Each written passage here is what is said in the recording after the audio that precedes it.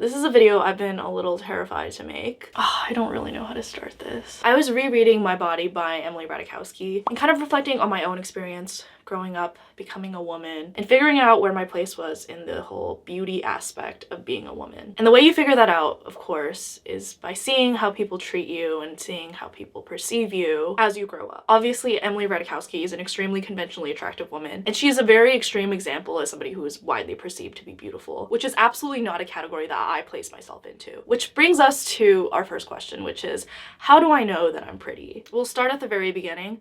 I did not grow up thinking I was attractive. I didn't grow up with beauty as a highly valued trait. The things that I were taught as being highly valued were athleticism, intelligence, working hard, succeeding in school, succeeding in extracurriculars. I grew up as a competitive gymnast. I was in the gym 15 to 20 hours a week, and obviously my body was a very big part in how well I performed and how good of a gymnast I was. But honestly, in my case, I was too young for that to really affect me. I was just a really, really skinny kid growing up. I think fortunately I was just too young to know better. I have this very specific memory of being in late middle school, early high school, and one of my best friends at the time telling me, well, you're not ugly, but also like kind of implying that I wasn't that pretty either. I don't really remember how my young, susceptible mind responded to that. I'm sure I was just kind of like, all right, well, at least I'm not ugly. But fast forward through the awkward middle school tween years, I did not perceive myself as an attractive girl. I didn't really get attention from boys. Even though I was a cheerleader in my mind and in the way that they're perceived in media, I just kind of always thought that cheerleaders got attention. But me and my fellow cheerleader friends all found that it kind of doesn't do anything. I don't know, I just compared myself to these other girls that everyone considered pretty and attractive, most of them being white, and I was like,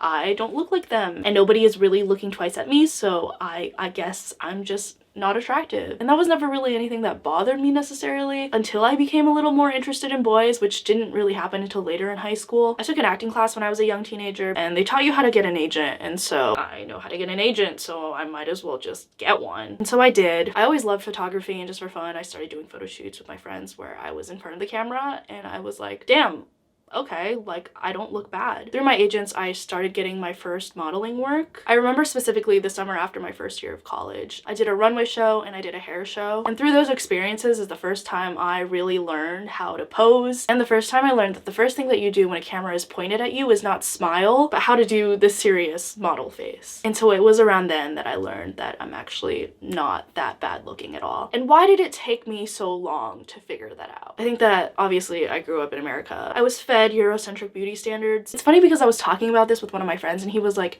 Grace, you do have Eurocentric beauty standards. Like, your eyes aren't small and your skin tone isn't super dark. And I realized that he actually is kind of right. Like, in a way, I do have Eurocentric beauty standards, but I still was never able to see that in myself as a kid. After my brief modeling stint when I was 19 years old, I realized that in some ways my body didn't stack up to the other girls that I was modeling with. They were super toned and skinny, and in a way I was too, but I didn't have toned abs like the rest of the girls did. When I turned around 20 years old, I gained weight. Like, in a very normal, healthy, becoming a woman way. Like, in the way where my doctor would be happy about it because I finally wasn't considered underweight. But to my parents, who were used to seeing me as this stick skinny kid, they were all of a sudden disappointed that I actually had meat on my bones. And so they started drilling me about my eating habits and making comments about my body and the way that I looked. And this fucked me up a lot. I think that a lot of different people can say a lot of different things, but when they come from your parents, it just hits really fucking different. I started working out a lot. I started becoming really obsessed with what I was eating, when I was eating it. I started always checking my body. I had developed an eating disorder. I wasn't anorexic or bulimic,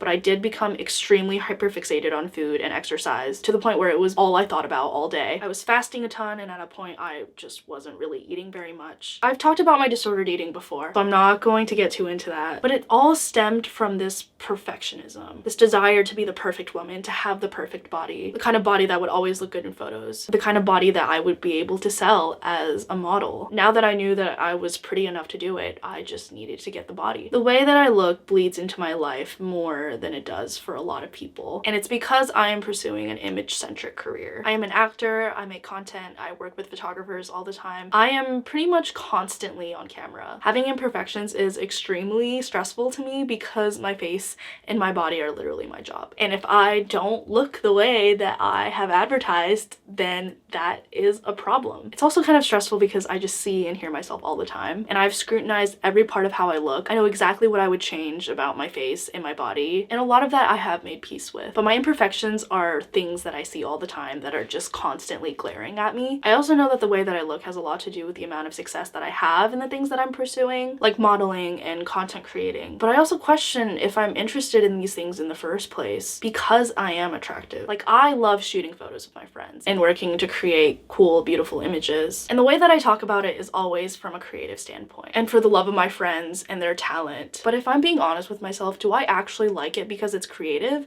or because I enjoy seeing myself look good? These images of myself that are professionally photographed, that have some level of production value, that have gone through filters and Photoshop to become this elevated image that I am a part of. I think I'd be lying to myself if I said that it doesn't give me serotonin to see myself in this way where I look beautiful and I look important because of how high quality the image is. And it's the same thing with content creation. People will listen to you if you have a face that's nice to look at. That's why everyone in movies is fucking hot. And so yes, I do have things to say. I do have thoughts that I would like to share with the world. But would I be doing that if I were not getting the attention that I was getting? Partially due to the quality of my content and the things that I have to say, but also because of the way that I look. And I think that if I didn't look the way I did, my content would not be doing as well as it does. And I want to keep doing it because of the high that I get from getting views and from getting likes and from getting comments. And so nearly everything that I'm doing with my life has some sort of connection with my attractiveness. And therefore, I am using my attractiveness to succeed, which is terrifying in a lot of ways. And also growing up and being a woman and realizing what parts of you are considered valuable. Also because in a way, I am not traditionally successful. Because I am pursuing a creative field, I am not traditionally successful in the eyes of my culture and my parents. And so I think I've leaned on my attractiveness as a kind of compensation for the things that I'm not. Like, I didn't get exceedingly well grades or test scores that were going to get me into a top-notch school so that I could pursue a stable career and get a high-paying job right after college. I didn't do any of those things, but at least I'm pretty. I think the biggest problem with having so much of your self-worth derived from the way that you look. I have become extremely terrified of aging. I think it's because I realize a lot of the joy that I experience in this world is derived from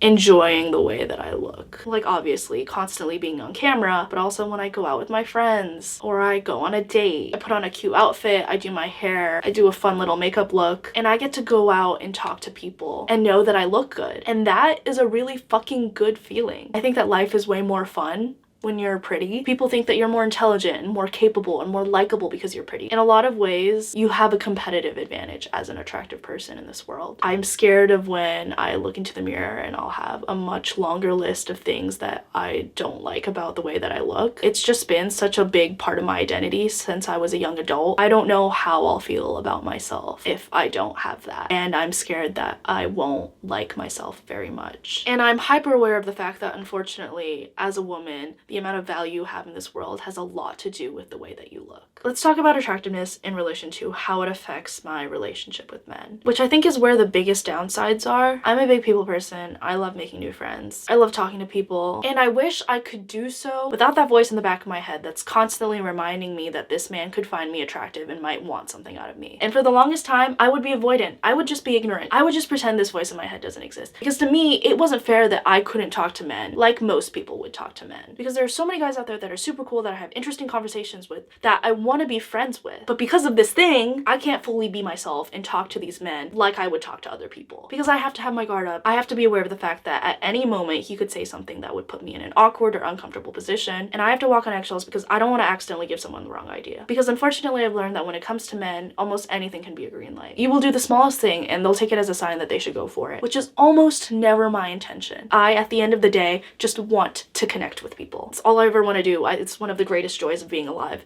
And it's not fair that there's this entire huge subsect of people that I have to try to connect with without fully being myself. In the past few months, I have had two separate instances in which I felt I was unambiguously objectified. And I'm going to tell you what those two instances are. I was alone with a man in a club because my friend had left me. And so this guy was my friend's friend. And we were just dancing together, having a good time. And he started grabbing my hands and getting closer to me. And I thought, oh, maybe he's just trying to dance with me because he's trying to make sure I'm having a good time because I'm visiting from out of town. down and he just wants to make sure I have a good experience. I was giving this man the benefit of the doubt. And then he tried to kiss me and I rejected him, and his demeanor just immediately changed. He went from being happy and playful and dancing, became so enthusiastic, he stopped dancing. He just stood there for about 30 seconds and then he said, "I'm going home," hugged me goodbye, and then left me alone in this club where I did not know anyone, in this city that I did not live in and was not familiar with. This experience leaves no room for interpretation because it was just so abundantly clear that I existed only as an object for him to obtain. That was his primary objective for the night, and when he had realized he had failed, there was literally nothing to do but go home. It was really fucked up because I remember standing in that club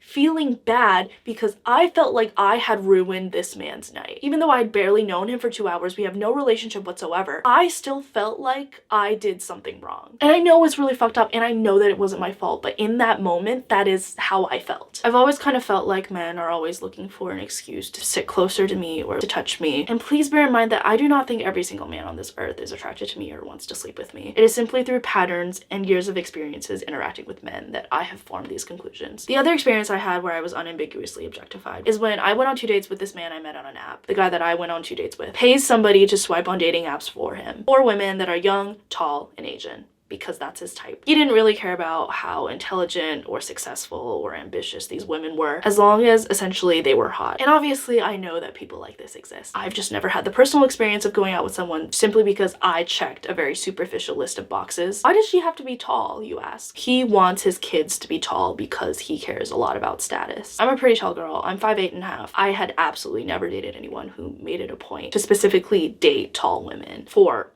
any particular kind of reason. I think that when you are attractive, you see the worst of men because you will see the worst of men when they want something from you. And when you're an attractive woman, you are also able to date higher status men. Men that are wealthy, men that are super successful, men that have some level of fame. And you realize that men like that, obviously not all of them, but a lot of them care about a lot of superficial things. A lot of them are never really truly going to settle down. They're always used to getting what they want, and so they sleep with a lot of people. A lot of them will treat you as just something pretty to look at, someone to have sex with, someone that elevates them, gives them clout, makes them look good. They treat you as this young, pretty commodity. You have value, but you are also ultimately extremely replaceable. And so even though it can kind of be fun to be thought of as that, it makes you feel really shitty when you realize there's always someone hotter and there's always someone younger and always someone skinnier, but those are the things that do matter to these kinds of men. I realized recently that because of the way that I look, I will never be able to truly trust men because I will never truly be able to know if they're only being nice to me or talking to me or being friends with me because they want something from me. I think that that makes dating harder. I think it makes it a lot harder to know if somebody truly likes you for you or if they just want you because of the way that you look and how that makes them feel about themselves. I think that attractive people have to have a really good bullshit radar. They have to be careful who they trust. They have to learn to be okay with the fact that a lot of people are going to use them. I really hope I didn't come off as complaining or trying to get pity. I already know the comment section is going to be filled with A, you're not even that pretty,